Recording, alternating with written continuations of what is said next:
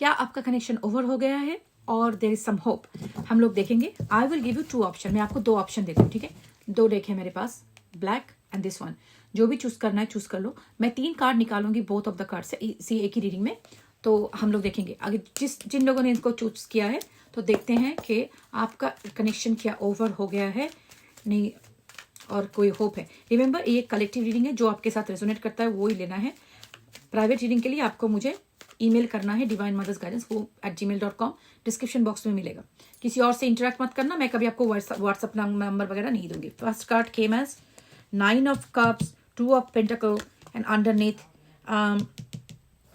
9 of pentacle and the fool in the bottom of the deck. एक card आना चाहता है अपने आप, स्टार। चलो मैं उसको भी ले लेती हूँ क्योंकि 3 कार्ड लेना था, लेकिन ये जो भी है 4 हो रहा है। तो मैं जो देख रही हूँ, देखो अभी का ये कनेक्शन जो आप दोनों का है ना, ये बहुत ही पावरफुल कनेक्शन है। उससे आप दोनों की जिंदगी में बहुत ही ऐसा स्ट्रॉन्ग रिलेशनशिप है आप दोनों का कि आपको लगता है कि यही बंदा मेरी जिंदगी का सब कुछ है, बंदा बंदी जो भी है। It's like they are my wish fulfilment. मेरी जिंदगी में ऑल द बॉक्सेस ये सारे क्लिक करते हैं। लेकिन अभी का जो सिचुएशन है वो मुझे दिख रहा है कि it's like very detachment going on. आप दोनों के अंदर जो डिटैचमेंट अभी है is very strong and that is coming with 2 of pentacle. So I would say देखो अभी ही कुछ I wouldn't say that it is over, no definitely not, क्योंकि स्टार एंड फूल है।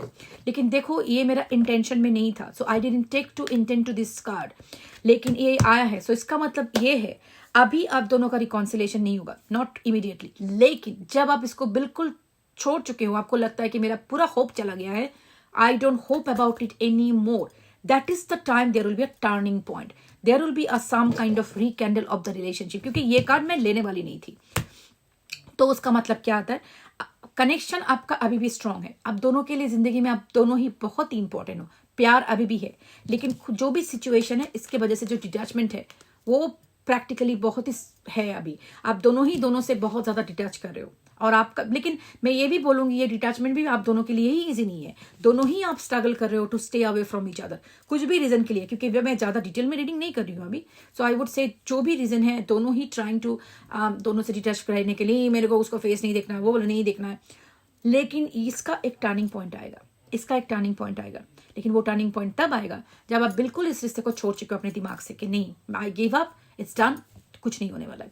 सो ये है आपका रीडिंग कि हाँ अभी के लिए I don't think it is possible, लेकिन आगे जाके इसका पॉसिबिलिटीज वेरी हाई है। लेकिन कलेक्टिव रीडिंग है, अगर आपके साथ रेजोनेट करता है, अगर आपको लगता है कि आपको यही होगा, मेरा वो कहा गया वो चीज़। अच्छा मैं थोड़ा कुछ नंबर लेटर्स निकालती हूँ, शायद आपके साथ रेजोनेट करे या ना करे, आपको थोड़ा और पर्सनलाइज हो जाएगा।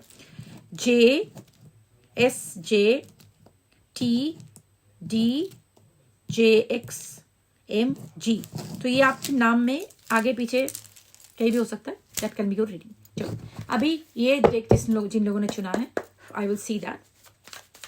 3 कार्ड लेनी है, 1 tower, 2 6 of pentacle, 3 9 of cups, bottom of the deck.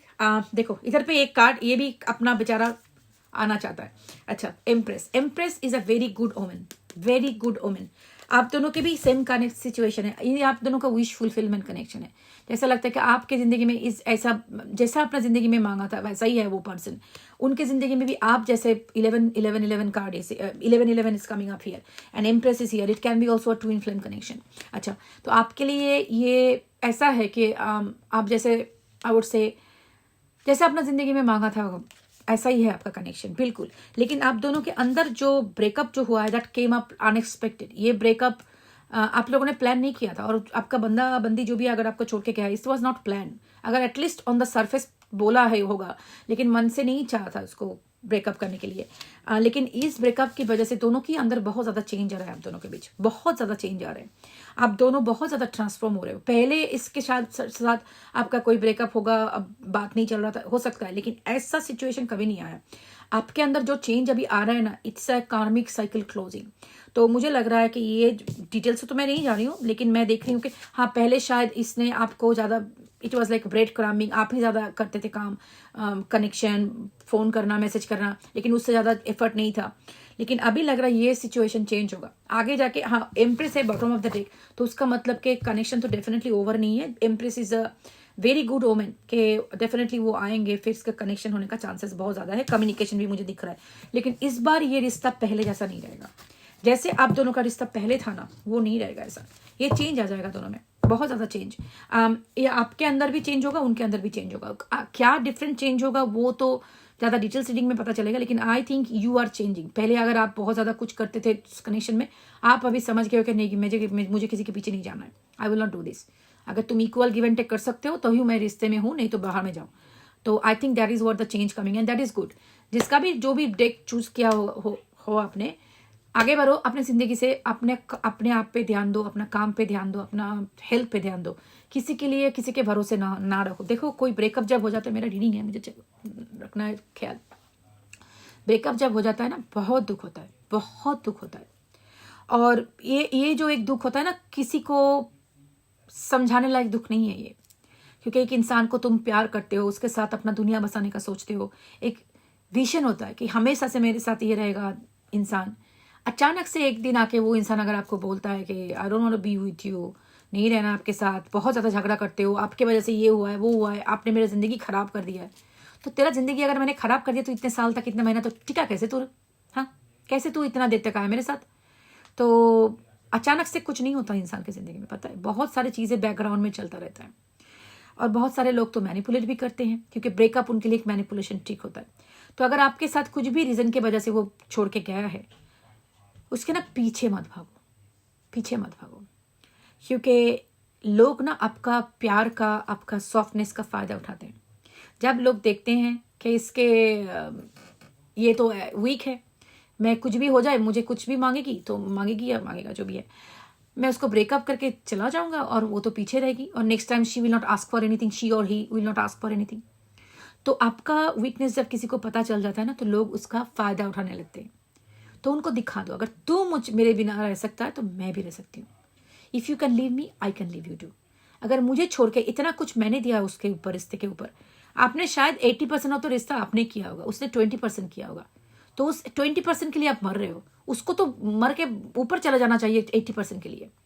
तो अगर वो मिस नहीं कर रहे, आप क्यों मिस कर रहे हो? क्या मिस कर रहे हो? वो 1-2 दिन का मैसेज, दिन में एक मैसेज और हाफ हार्टेड मैसेज, मैं बिजी हूँ, और रात को सोने के बाद मेरा दिन खराब हो गया क्योंकि I am tired, I am not going to sleep, ये मिस कर रहे हो? आपको बिठा के आपके साथ बात करने का टाइम नहीं, ऑनलाइन जाके लड़कियों को और लड़के को उनके साथ मैसेज करना, वो मिस कर रहे हो? आपको आके बोलना तुम टॉक्सिक हो, तुम इतना डिमांडिंग हो, तुम ड्रामा क्वीन हो, you are missing that, that's what you are missing. Fuck that. अपनी जिंदगी को आगे बढ़ाओ, अपने आप से प्यार करना सीखो, क्योंकि that's the only thing left in your life. अकेले आए हो, अकेले जाओगे, अकेला जीना सीख लो। अगर उसके बाद कोई अपना जिंदगी में आए, तुम्हें रिस्पेक्ट करे, तुम्हारा प्रायोरिटीज को, तुम्हारा बाउंड्रीज को समझे और तुम्हें प्यार दे, इक्वल गिव एंड टेक करे, तब वो इंसान तुम्हारी जिंदगी में रहने लायक है। अगर ना करे, पूरा रिश्ता तुम एक बैल की तरह एक कंधे में लेके चलना है, तो वो रिश्ता नहीं, वो बार्डन हो जाता है। ठीक है, बार्डन से लिखो, वो कोई रिलेशनशिप नहीं है, वो सिंकिंग शिप है, पूरा का पूरा टाइटैनिक है वो। ठीक है, टाइटैनिक के पीछे मत पड़ो, वो ऐसे ही डूबने वाला है, डूब गया है, तो शहीद होने का कोई ज़रूरत नहीं उस टाइटैनिक में जाके। ठीक है, अपने आप को बचाओ, आगे बढ़ो, take care of your life, love you, bye.